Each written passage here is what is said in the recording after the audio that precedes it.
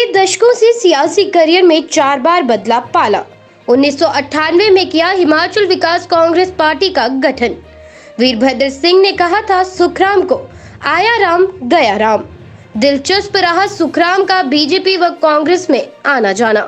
हिमाचल में राजनीति के चाणक्य कहे जाने वाले पूर्व केंद्रीय संचार मंत्री पंडित सुखराम अब इस दुनिया में नहीं रहे, मगर हिमाचल और देश की राजनीति में उनका योगदान सराहनीय रहा है।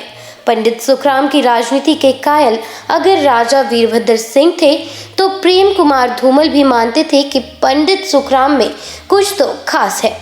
मगर उनका सियासी सफर काफी उतार चढ़ाव वाला रहा है।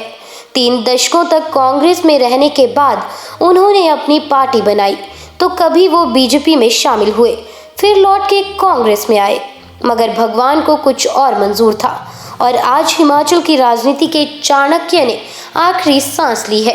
वो बेशक अब हमारे बीच नहीं रहे, मगर सियासत में चली गई उनकी चालें नेता को बताती रहेंगी कि कैसे राजनीति की जाती है।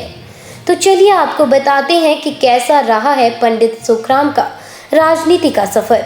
1967 से 1997 तक पूर्व केंद्रीय मंत्री पंडित सुखराम कांग्रेस में रहे, लेकिन 1984 तक सुखराम परिवार ने प्रदेश में अपनी शर्तों पर राजनीति की। नाम इतना ऊंचा था कि इस परिवार के बिना मंडी की राजनीति में पत्ता तक नहीं हिलता था। अपनी कार्यकुशलता से सुखराम ने मंडी जिला ही नहीं, प्रदेश के लोगों के दिलों में भी जगह बनाई थी। प्रदेश से दिल्ली की राजनीति में पहुंचकर जिस तेजी से सुखराम शिखर पर पहुंचे, 1993 के विधानसभा चुनाव में सीएम पद के प्रबल दावेदार थे। मंडी जिला के लोगों ने कांग्रेस को 10 से 9 सीटें दी थी।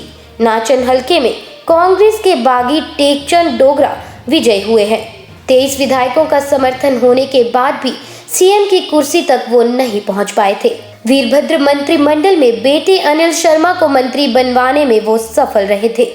1998 के विधानसभा चुनाव से ठीक पहले हिमाचल विकास कांग्रेस पार्टी का गठन कर उन्होंने चुनाव लड़ा। मंडी की जनता ने झोली में मात्र 4 सीटें डाली। किसी भी दल को बहुमत नहीं मिला था। ये 4 सीटें सुखराम परिवार के लिए संजीवनी बन गई। बीजेपी के साथ गठबंधन कर सरकार ने मलाईदार पद झटके।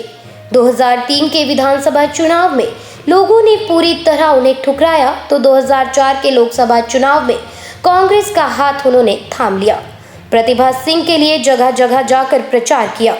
2014 के लोकसभा चुनाव में इस परिवार के राजनीतिक जीवन में छोटे छोटे बदलाव आते रहे, लेकिन धीरे धीरे खुद को दोबारा कांग्रेस में स्थापित उन्होंने कर लिया।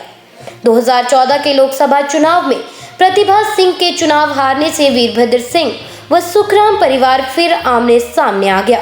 प्रतिभा की हार का ठीकरा वीरभद्र सिंह ने सुखराम परिवार के सिर पर फोड़ दिया।